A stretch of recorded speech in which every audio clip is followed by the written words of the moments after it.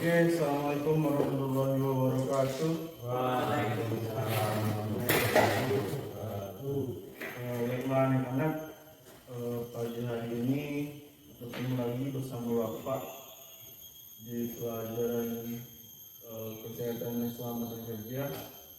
Jadi sedikit mengevaluasi pada minggu kemarin kita sudah mempelajari tentang definisi dan pengertian dari K3 serta undang-undang yang mengatur tentang kesehatan dan keselamatan kerja. Nah, mungkin sebelum memulai pembelajaran ada baiknya kita berdoa. Untuk ketua kelas tolong dipimpin untuk berdoa.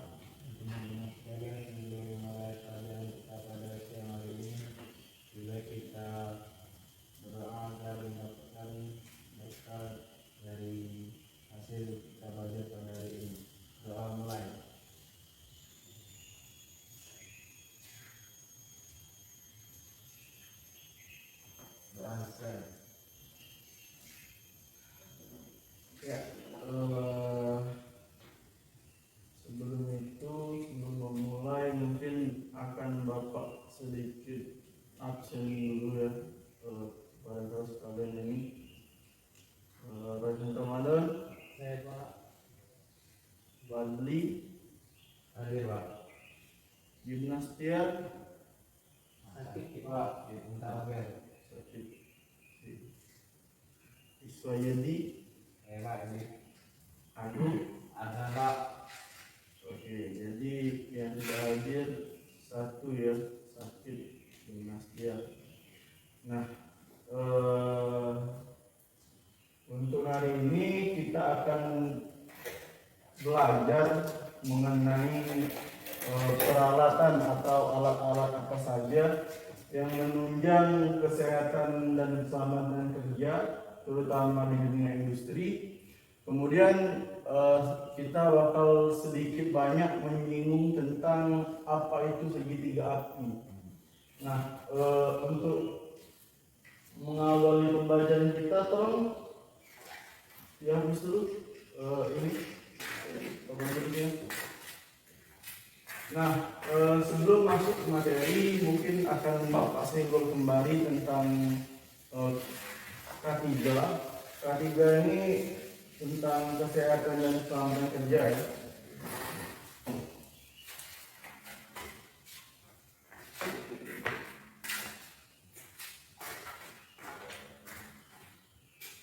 Pak, izin Pak, belum Pak. Oke.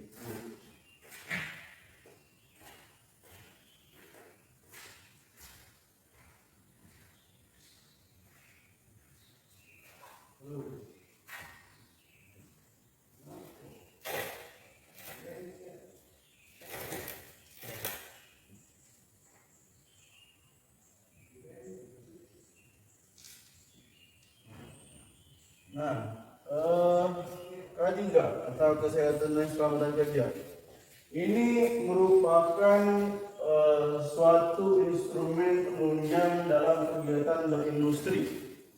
Banyak kita temui di industri-industri, PT, kemudian waralaba masyarakat yang berkaitan dengan mesin seperti itu, kemudian kegiatan-kegiatan yang mengancam jiwa dan keselamatan atau kesehatan dari anak pekerja seperti itu.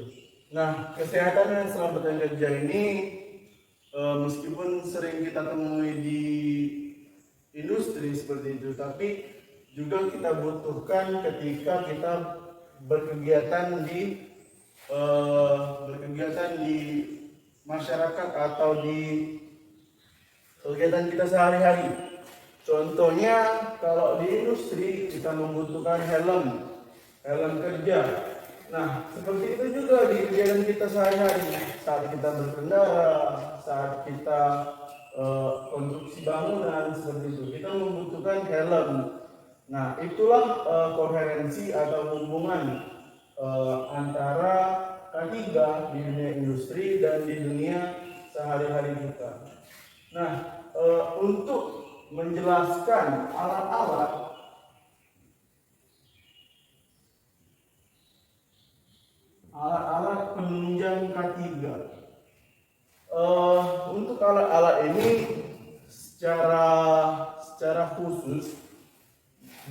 disediakan oleh pihak ketiga atau pihak produksi alat-alat kesehatan dan keselamatan kerja ini memiliki standar. Kalau kita di Indonesia itu memiliki standar nasional Indonesia atau SNI ya, ini SNI atau standar nasional Indonesia, yakni standar-standar yang dijamin oleh pemerintah negara Indonesia bahwa barang atau peralatan sudah memenuhi standar untuk digunakan. Nah, kalau di K3 atau di kesehatan dan keselamatan kerja, mereka punya standar sendiri juga, namanya ISO. Nah, jadi setiap barang atau apapun yang digunakan pada kegiatan industri harus memiliki standar, yakni ISO. ISO ini sudah ditetapkan oleh ketentuan masyarakat dunia atau ditentukan oleh yang punya kewajiban atau punya kewenangan di dunia kesehatan dan keselamatan kerja, sudah diatur secara internasional seperti itu. Nah, jadi alat-alat yang nantinya bakal saya jelaskan itu sudah harus digunakan sesuai standar. Nah, jadi agar lebih aman, lebih pasti kesehatan dan keselamatan kerja kita, maka harus menggunakan ISO ini, peralatan yang menggunakan standar ISO. Nah, untuk menjelaskan alat-alat, mungkin kita permudah untuk mengingatnya itu, kita menggunakan alat, akan saya jelaskan alat dari atas sampai bawah. Jadi dari kepala sampai ke ujung kaki, seperti itu, biar kalian mudah mengingatnya. Nah, yang pertama dari kepala, kita pasti harus menggunakan yang namanya helm. Helm atau alat pelindung kepala ada banyak jenisnya. Kalau di dunia industri, dia punya helm yang warna-warni. Contoh yang helm kuning, helm putih, kemudian hijau, merah, yang melambangkan posisinya di wilayah konstruksi seperti itu. Nah, kemudian helm juga bisa digunakan oleh para pengelas, ada helm las. Kalau kegiatan sehari-hari kita ada helm motor. Kalau ada yang balapan mobil, dia juga menggunakan helm seperti itu. Jadi banyak sekali jenis-jenis helm, apalagi untuk kesehatan dan keselamatan kerja. Oke, helm. Yang kedua, kalau turun dari kepala, kita langsung bertemu mata. Ada pelindung mata atau kacamata.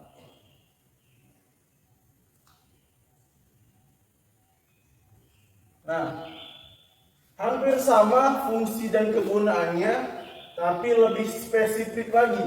Kacamata digunakan untuk melindungi bagian vital kita, yakni mata, agar tidak terkena percikan, tidak termasuk debu, kemudian tidak tertusuk sesuatu yang terpental ke mata seperti itu.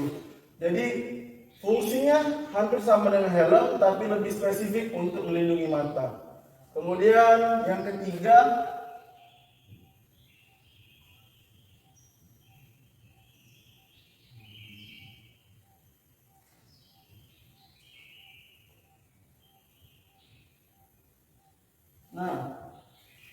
mungkin ada yang bisa menjelaskan apa fungsi dari penutup telinga? Oke, silakan Rayhan. Fungsi penutup telinga itu untuk membuat keadaan telinga menjadi dalam tekanan suara yang standar. Kemudian agar terlindung dari pendengaran yang mempunyai desibel pendengaran yang tidak bisa dicapai oleh telinga. Oke, baik. Bagus. Benar sekali apa yang dijelaskan oleh rekan tadi. Penutup telinga fungsinya untuk melindungi gendang telinga kita. Jadi apabila ada suara-suara yang memiliki desibel tinggi yang berbahaya bila masuk ke gendang telinga, maka akan terlindungi atau terhalangi oleh penutup telinga ini. Nah, jadi kalau kita bekerja di lingkungan industri yang memiliki kebisingan suara yang tinggi, kemudian desibelnya akan merusak gendang telinga, maka kita perlu yang namanya penutup telinga agar kita tidak tuli seperti itu atau terkena penyakit akibat kerja, akibat suara yang keras. Kemudian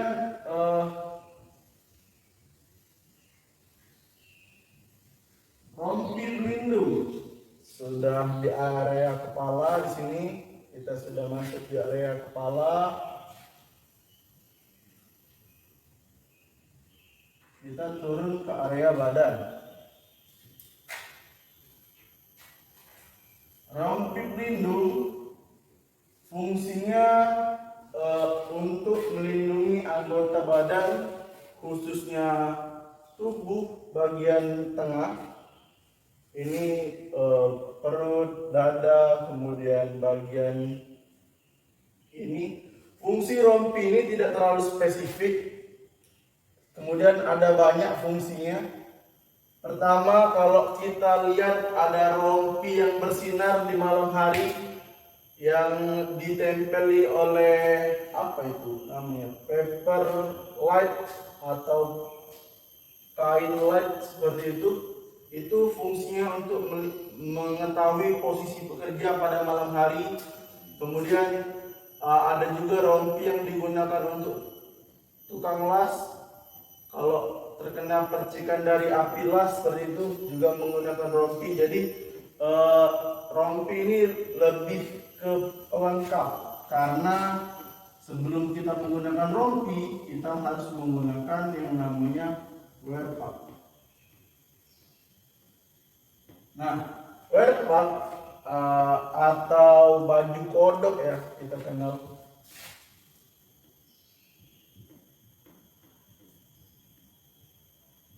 Biasanya digunakan oleh para teknisi pada bagian industri, yakni mungkin di maintenance atau di perawatan mesin seperti itu ya. Warpak atau baju kodok ini digunakan untuk mencegah kita sebagai engineer seperti itu terkena suhu yang panas akibat gesekan atau kerja dari mesin seperti itu. Nah, jadi kalau ada mesin yang panas kemudian kita bersender, kemudian atau tangan kita menyenggol mesin, jadi tidak terlalu signifikan terkena ke badan kita atau kulit kita. Jadi karena kita sudah menggunakan wear pack, insya Allah kita terlindungi. Nah, kemudian yang keenam ada seat belt atau tali pengaman.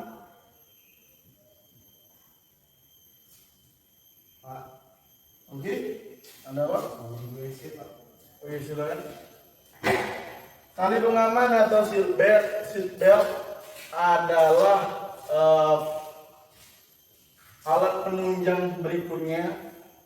Banyak digunakan di kegiatan-kegiatan seperti orang yang bekerja di tempat yang tinggi seperti itu. Kemudian seatbelt juga bisa kita temui di mobil, kemudian mobil, motor tidak ya, cuman di mobil. Kemudian seatbelt ini kita kenakan di badan kita. Jadi kalau kita terjatuh atau kita mengalami terpeleset seperti itu, jadi badan kita masih tersanggah atau tergantung di tali pengaman ini seperti itu. Jadi masih dalam posisi yang aman kalau saat terjatuh. Yang keenam itu tadi tali pengaman atau seat belt. Nah, sudah 3 ini adalah untuk posisi badan, pengaman badan. Kemudian yang ke bawah bagian kaki, pertama kita punya pelindung kaki atau pelindung lutut.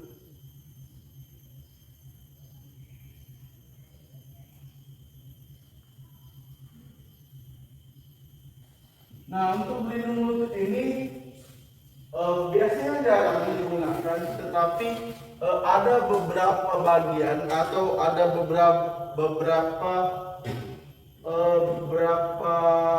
orang yang menggunakan pelindung lutut ini untuk melindungi lutut.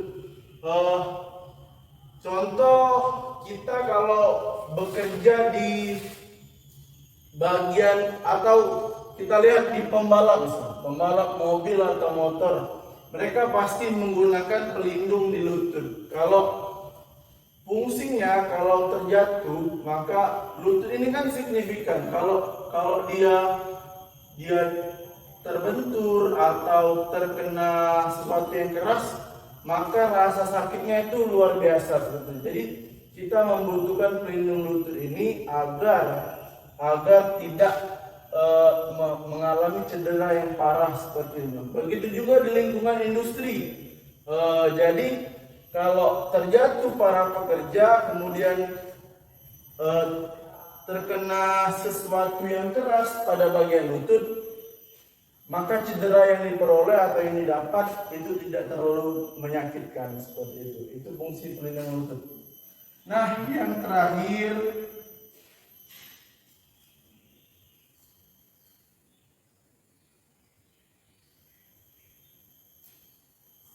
kita punya sepatu safety untuk bagian tubuh bagian bawah.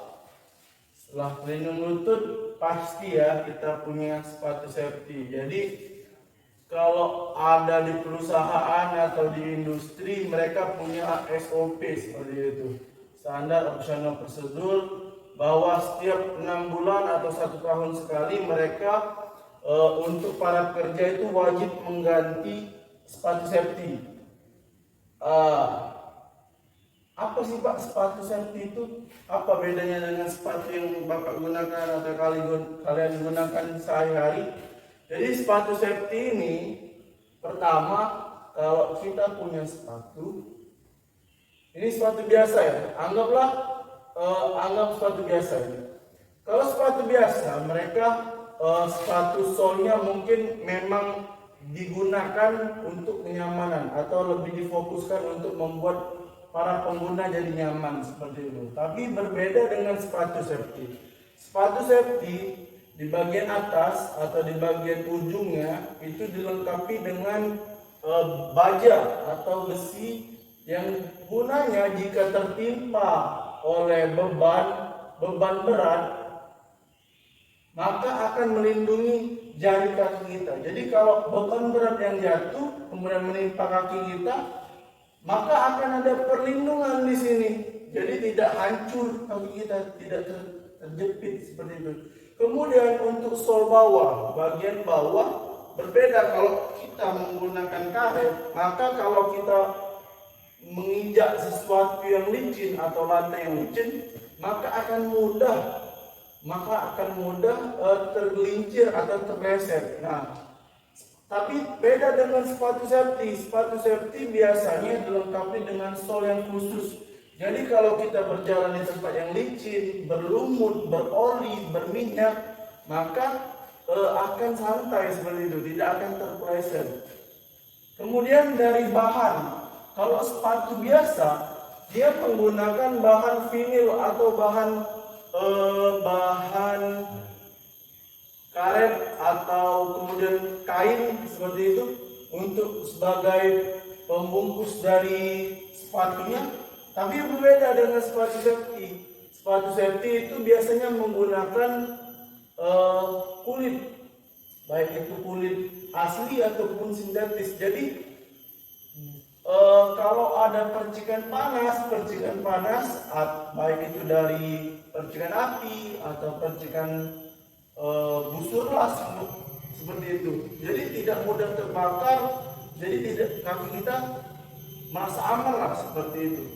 Dari segi perlindungan, yang itu tadi dari sol, dari pelindung kaki, kemudian dari eh, bahan atau jenis kulit yang digunakan seperti itu.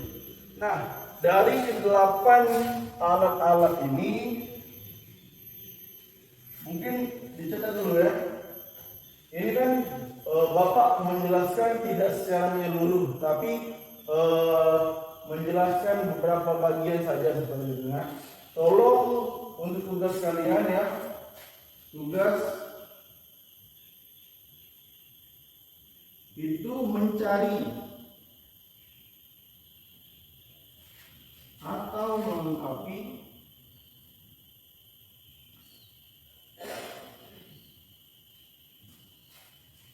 perlengkapan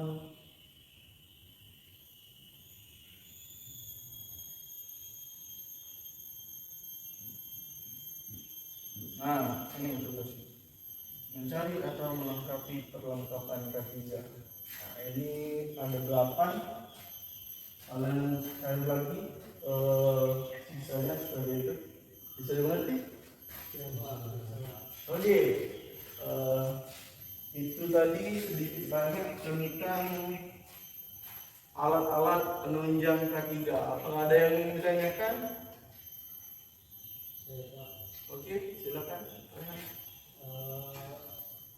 Terima kasih Pak. Jadi Pak, jadi kan di alat-alat Pak, alat-alat K3 itu nomor 4 rompi Pak. Ya. Nah kan tadi Bapak menjelaskan banyak kan penggunaan rompi di berbagai tempat dan Pak, Ya. itu apa Pak pengaruhnya atau akibatnya kalau tidak menggunakan rompi Pak? Oke, jadi terima kasih pertanyaannya bagus, Royhan. Jadi secara spesifik rompi digunakan untuk melindungi seperti itu. Nah, tetapi kita juga melihat kondisi Royhan. Kalau kondisi kita tidak memungkinkan, pertama tidak memungkinkan, kemudian tidak terlalu tidak terlalu perlu untuk menggunakan rompi. Jadi kita bisa mengurangi penggunaan rompi ini. Jadi bukan hal yang wajib untuk menggunakan alat rompi ini pada itu. Tetapi yang perlu Royhan tahu, kalau kita bekerja di tempat yang gelap, seumpamanya kita bekerja pada malam hari, kita butuh rompi untuk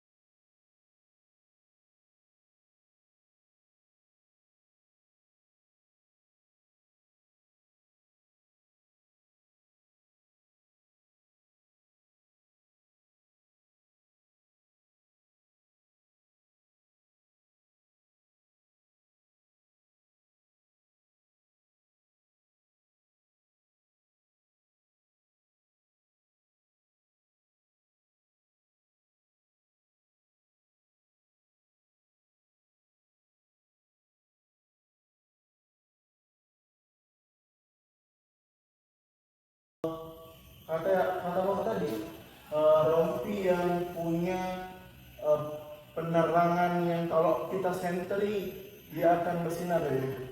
Nah jadi di situ bisa memberitahu kita di mana posisi para pekerja, di mana posisi para pelaku pekerja seperti itu. Dengan cara menyentri saja, kemudian kalau terkena sinar atau cahaya yang terang maka akan ketahuan, oh di situ berarti para pekerja seperti itu. Nah kemudian untuk rompi yang selanjutnya, penggunaan rompi adalah hampir sama dengan wearpack. Rompi di sini adalah untuk mencegah terkenanya percikan api atau terkenanya hal-hal yang panas seperti itu, agar tidak langsung mengenai kulit atau baju kita. Kalau kita menggunakan wearpack, mungkin penggunaan rompi akan sedikit tidak perlu digunakan seperti itu kalau kita sudah menggunakan wearpack. Tapi kalau kita menggunakan baju biasa, baju batik, baju kaos biasa, jadi kita perlu penggunaan rompi untuk melindungi tubuh seperti itu. Oke, terima kasih saudara rekan. Pertanyaannya, apakah ada lagi yang ditanyakan? Ya, oke, silakan. Sekali sebelumnya ini tadi mau tanya Pak, kan ada tahu lagi mana ada tali pengaman tuh, belt. Yuk. Nah itu biasanya talinya tuh dari bahan apa Pak? Oke, untuk bahan tali ya, ini bahan tali ini biasanya kita menggunakan nilon yang anti panas seperti ini. Kalau Fani sering menggunakan apa ya? Wearpack seperti pada wearpack. Nah, fungsi atau penggunaan benang nilon yang untuk membuat wearpack itu sama dengan penggunaan seatbelt ini. Jadi bahannya tidak keras, tidak berat, tetapi punya kegunaan yang lebih seperti itu. Jadi tidak mudah terbakar seperti itu.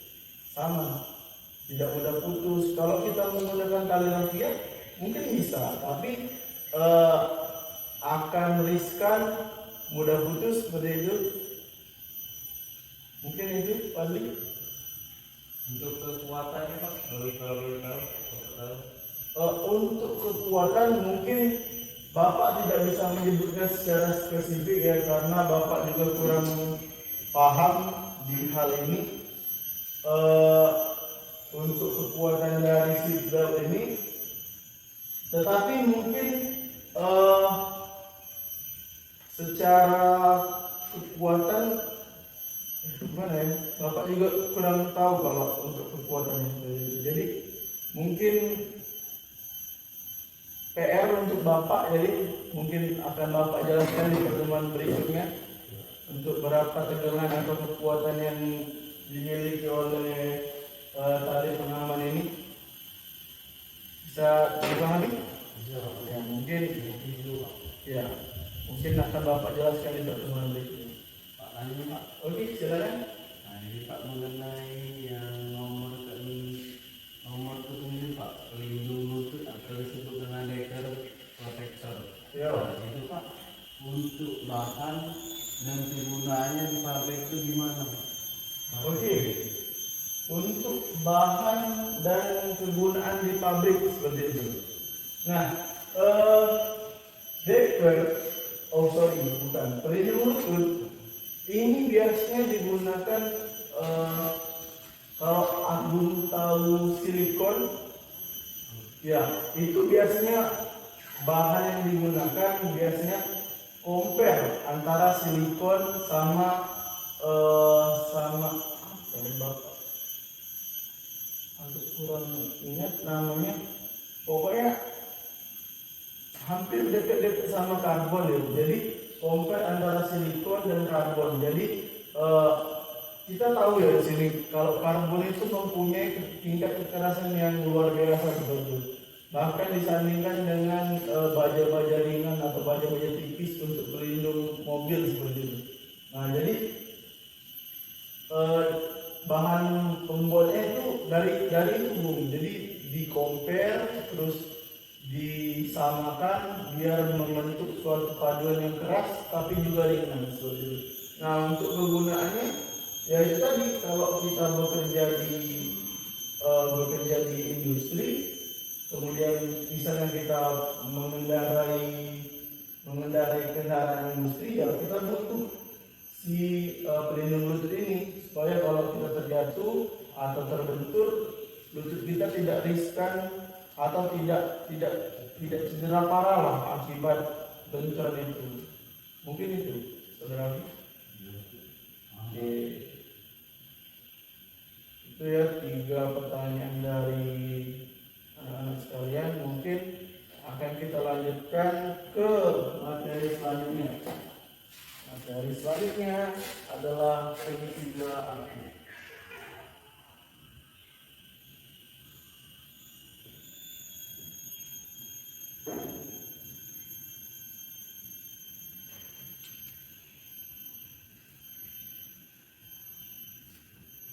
Oke, segitiga api. Kalau kita lihat dari beberapa alat di sini, sepatu safety, kemudian wear pack, kemudian rompi. Nanti juga kalian akan bertemu dengan sarung tangan.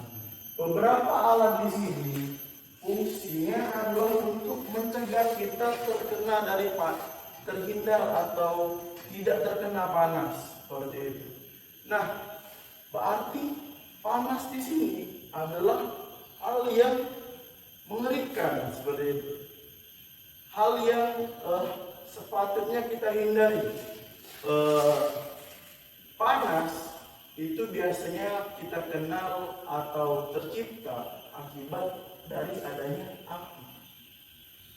Nah, tapi di sini kita paham atau mengerti atau tidak tentang dari mana sih asalnya api? Kenapa ada api? Kita sebagai engineer harus tahu apa atau asalnya dari mana, bagaimana terciptanya api. Maka di situ kita perlu belajar tentang segitiga api. Jadi segitiga api ini, kalau Bapak susah ya gambar apinya seperti itu. Ada api di sini. Nah, seperti itu. Nah, segi api itu untuk api itu ada membutuhkan tiga apa? Membutuhkan 3 komponen, betul. Yang saya 3 komponen penyusun agar terbentuknya. Yang pertama, ada yang tahu? Udara. Betul, udara.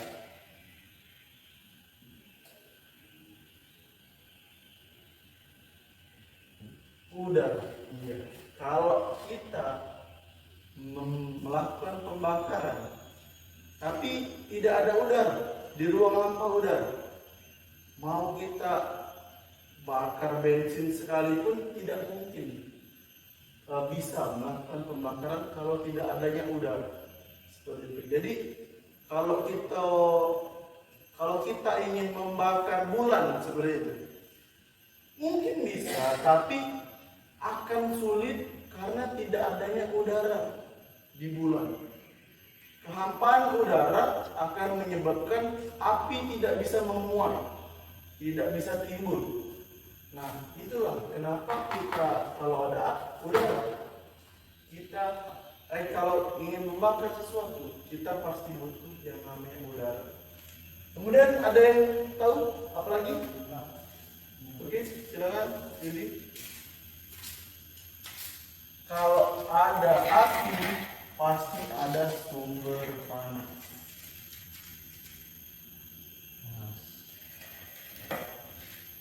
Nah, sumber panas.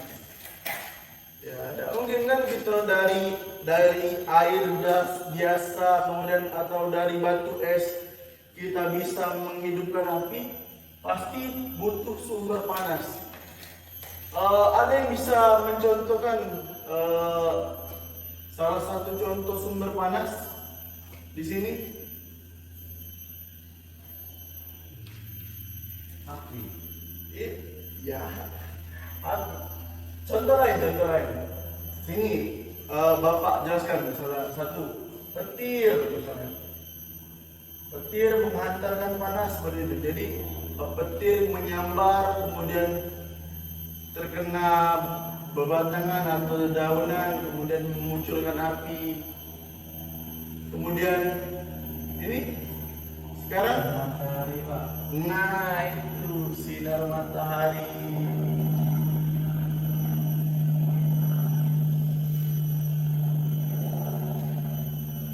Kemudian kalau kita gini nah itu gesekan. Nah, tiga ini merupakan contoh dari sumber panas. Kalau ada sumber panas, kalau api muncul berarti ada sumber panasnya seperti itu. Tidak mungkin tiba-tiba muncul api. Jadi ada mukjizat lah itu. Nah, ini tiga contoh sumber panas. Udara, sumber panas. Apa yang terakhir? Ada yang tahu?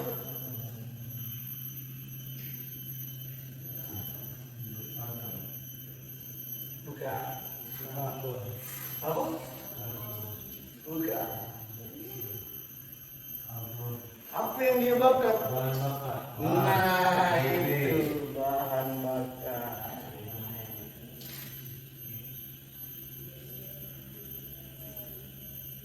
Nah, yang ketiga adalah bahan bakar. Kalau ada api, ada sumber panas, ada udara, tapi dia api bahan bakar, dia sulit untuk hidup api itu. Misal kita berikan satu studi kasus loh, seperti itu.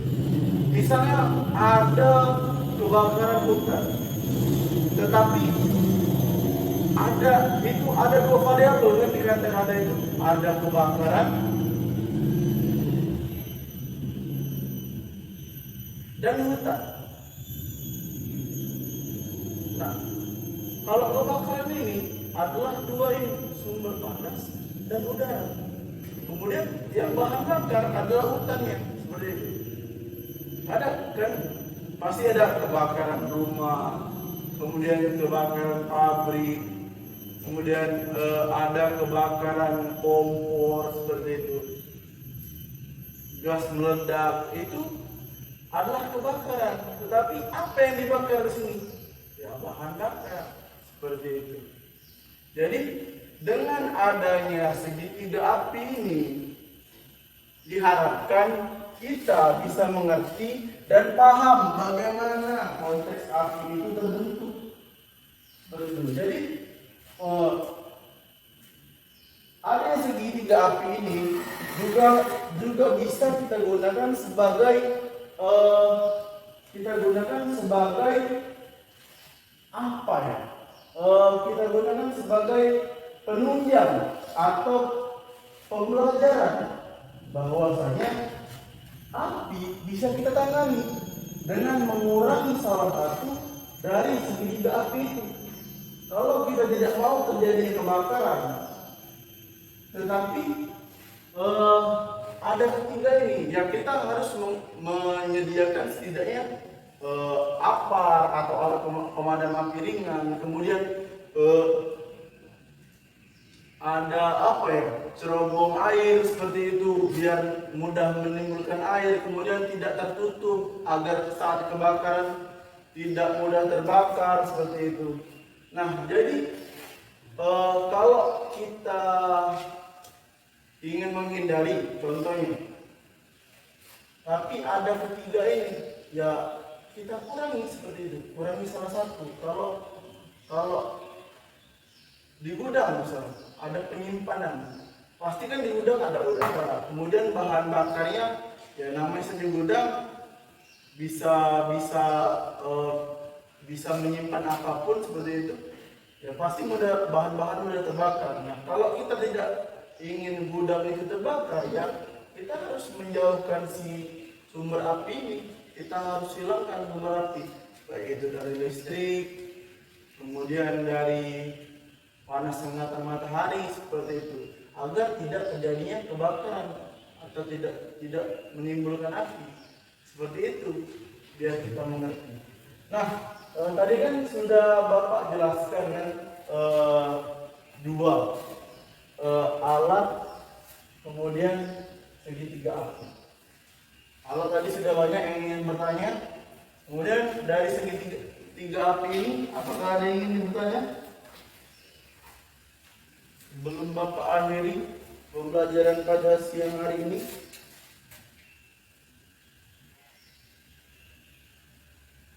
Ada?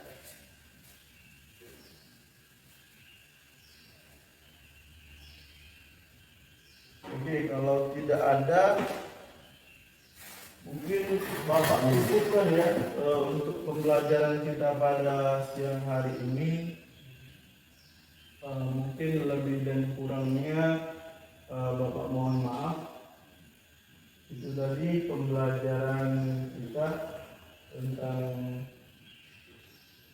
kesehatan mental bekerja. Yang pertama itu kita punya perlengkapan atau alat-alat penunjang untuk K3. Kemudian kita juga sudah belajar tentang segitiga api di situ, bagaimana api bermula, terbentuk, dan apa saja komponen-komponen penunjang adanya api itu. Kemudian sudah Bapak berikan tugas tadi. Yudi yang baru masuk, tahu tugasnya? Pak. Itu tugasnya. Mencari atau melengkapi perlengkapan K3. Tolong dilengkapi dan dijelaskan lagi. Tolong itu dibuat di kertas double folio. Kemudian dijelaskan ya alat itu apa fungsinya, kemudian pengertiannya seperti itu. Bisa dimengerti? Oke, mungkin itu saja dari Bapak. Dan mohon maaf, tolong ketua kelas pimpin untuk menutup pembelajaran kita pada siang hari ini. Teman-teman, sebelum kita mengakhiri pelajaran kita pada siang hari ini, kita berdoa untuk memohon kesehatan masing-masing dan juga diberikan ilmu yang berberkah. Doa mulai.